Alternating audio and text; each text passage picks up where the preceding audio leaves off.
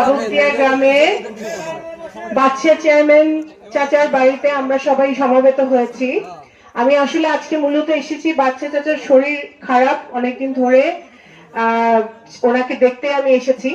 তো এসে যে আপনারা বিশাল এখানে একটা এই উঠানে যে একটা বিশাল সমাবেশ হয়ে যাবে সেটা আসলে আমি বুঝতে পারি নাই। আপনারা সকাল থেকে বসে আছেন, সেজন্য আমি অত্যন্ত দুঃখিত। আপনাদেরকে আমি বেশি সময় নিব না। আমি প্রথমেই আমার মুরব্বী, যিনি আমার বাবার সাথে রাজনীতি করেছেন, বহু বছর আমার বাবার সাথে রাজনীতি করেছেন, বাবার নির্বাচন করেছেন, বাচ্চা চেয়ারম্যান, উনি যাতে আল্লাহ তাআলা ওনাকে সুস্থ করে তোলেন, উনি যেন ভালো থাকেন, আমি সেই দোয়া করছি। এবং ওনার পরিবারের সকলে এখানে যারা বক্তব্য রাখলো, ওনার নাতি নাতনি অনেকের সাথে আমার আজকে দেখা হলো, পরিচয় হলো, পরিবারের সকলের প্রতি রইল আমার অনেক অনেক ভালোবাসা এবং শুভেচ্ছা।